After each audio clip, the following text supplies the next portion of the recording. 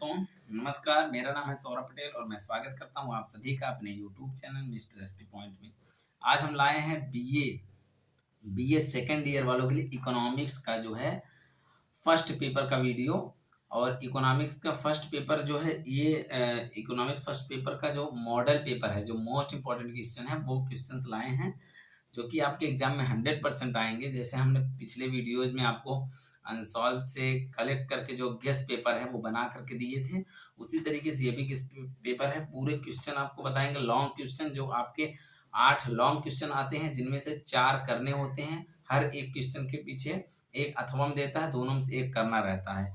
उसी प्रकार हम आपको बताते हैं पूरे 8 जो है प्रश्न, ठीक है। और इस बार सिलेबस में कुछ आउट हुआ है, कुछ चीजें, कुछ टॉपिक, तो उसको यदि हम इस क्वेश्चन में ला दिए होंगे तो उस टॉपिक को मत पढ़िए, उसकी जगह कुछ और पढ़ लीजिएगा। क्योंकि अभी सिलेबस कुछ कम किया गया है, तो हम 100% सिलेबस का वीडियो लाए हैं ताकि आगे भी अगले साल में ही अगर पेपर हो और लोग वीडियो देखें तो उनके लिए भी यह महत्वपूर्ण रहे। इसलिए मैं ऐसा पेपर बनाया जो आगे के लिए भी बेहतर हो। लेकिन आपके एग्जाम में इन्हीं में से सारे प्रश्न आएंगे, 100% श्योर रहिए। चलिए सबसे पहला प्रश्न देखते हैं। पहली यूनिट का जो पहला प्रश्न है वो है, राष्ट्रीय आय से आप क्या समझते हैं? राष्ट्रीय आय के मापन की विधियों का आलोचनात्मक वर्णन करिए। तो आलोचनात्मक वर्णन या आलोचनात्मक मूल्यांकन कीजिए, ये आता है।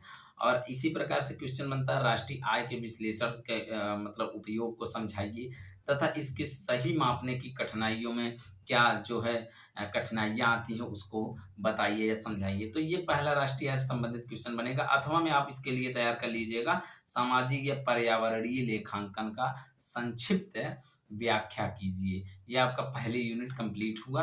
पहली यूनिट में इससे ज्यादा कुछ मत पढ़िएगा, गारंटी है हमारी, ठीक है। तो उसके बाद आप क्या कहते हैं पढ़िएगा सेकंड यूनिट में जो है आपका सेकंड क्या है, थर्ड यूनिट ये है। क्योंकि फर्स्ट यूनिट में आपका ऑब्जेक्टिव क्वेश्चंस आता है, तो हमने सेकंड यूनिट का क्वेश्चन बताया है। अब हम थर्ड यूनिट के क्वेश्चन बताते हैं। थर्ड यूनिट में तीसरा और चौथा प्रश्न से एक करना रहता है।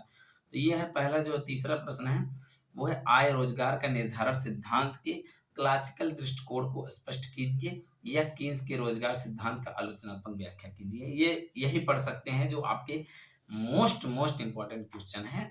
क्योंकि रोजगार का निर्धारण, आय के रोजगार निर्धारण सिद्धांत का क्लासिकल दृष्टिकोण या फिर किस रोजगार का सिद्धांत का जो है आलोचनात्मक व्याख्या करने को आ जाएगा। तो ये आपके लिए बहुत जरूरी है। और आप इसमें ऐसे बाजार का नियम या फिर प्रभावी मांग से आप क्या समझते हैं एक्स्ट्रा में पढ़ सकते हैं, ठीक है, इसी यूनिट में, थर्ड यूनिट में। क्योंकि शेयर बाजार का नियम आया हुआ क्वेश्चन है और मेरा भी इकोनॉमिक्स रहा है पहले, मैंने भी जब सेकंड ईयर में थे तो शेयर बाजार का नियम बहुत इंपॉर्टेंट था। खैर शेयर बाजार का नियम बहुत छोटा टॉपिक है, ज्यादा बड़ा नहीं होगा आपके लिए। और प्रभावी मांग से आप क्या समझते हैं एक नजर इस पे भी डाल लीजिएगा, एक्स्ट्रा में बता दे रहा हूँ। और चौथी यूनिट के क्वेश्चन देखिए, आपका जो है चौथी यूनिट में आपका आ जाएगा क्वेश्चन, व्यापार चक्र क्या आशय है। व्यापार चक्र से क्या आशय है, या फिर हार्ट्रे के व्यापार जो है इसी में जुड़ा हुआ क्वेश्चन आएगा। लॉन्ग क्वेश्चन है ये, व्यापार चक्र से क्या आशय है और हार्ट्रे के व्यापार चक्र सिद्धांत का आलोचनात्मक व्याख्या कीजिए। ये क्वेश्चन बहुत बार एग्जाम में आया, हार्ट्रे का तो जरूर पढ़ लीजिएगा क्योंकि ये बहुत कंटिन्यू एग्जाम में आया हुआ क्वेश्चन है, ठीक है। और उसके बाद अथवा में इसके आएगा, आय के समष्टि भावी वितरण सिद्धांतों में किसी एक की व्याख्या कीजिए। जो समष्टि भावी वितरण सिद्धांत है इनमें जैसे आपको पढ़ लेना है कैल्डर का, या फिर आप रिकार्डो को पढ़ लीजिएगा। कैल्डर का जरूर पढ़िएगा, रिकार्डो नहीं पढ़ेंगे तब भी चलेगा। जैसे आता है ना, आय के समष्टि भावी वितरण सिद्धांतों में किसी एक की व्याख्या कीजिए, यही क्वेश्चन बन जाएगा। अब इसमें ऑप्शन नहीं देगा कैल्डर या फिर रिकार्डो का, इसमें आपको यही में से एक कोई भी लिख दीजिएगा, या फिर आपका डायरेक्ट आ जाएगा कैल्डर के समष्टि भावी वितरण सिद्धांत का जो है व्याख्या कीजिए, ऐसा आ जाता है, ठीक है। चौथी यूनिट कंप्लीट। पांचवी यूनिट की क्वेश्चन देखिए, पांचवी यूनिट में जो है आपका हैरड के समृद्धि मॉडल का आलोचनात्मक परीक्षण कीजिए, ये क्वेश्चन आ सकता है। और इसी में जुड़ा हुआ आता है, आर हैरड द्वारा प्रतिपादित 3 प्रकार के वृद्धि मॉडलों को समझाइए। 3 प्रकार का जो वृद्धि मॉडल जो है हैरड ने दिया है उनका प्रतिपादन कीजिए, उसको समझाइए, उनके वृद्धि दरों को समझाइए, ठीक है। और अथवा में और में पढ़ सकते हैं इसमें, आर्थिक विकास एवं जनसंख्या के मध्य संबंध का परीक्षण कीजिए।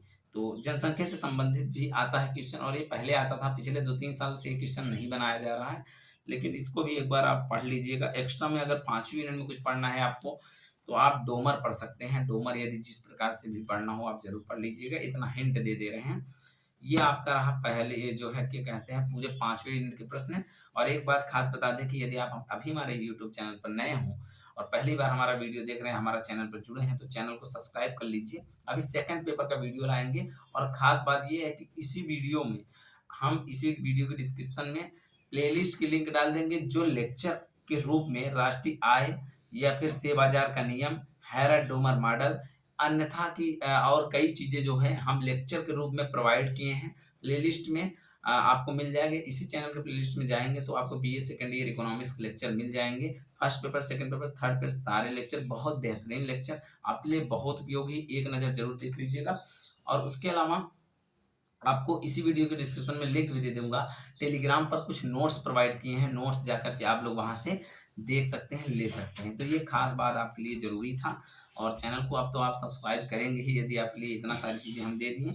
और वीडियो को शेयर कर दीजिएगा सभी के पास, ताकि सभी के पास ये मैटर पहुँच सके और सभी लोग अच्छा कर सकें। ठीक है? तो आज के लिए इतना ही, मिलेंगे नेक्स्ट वीडियो में।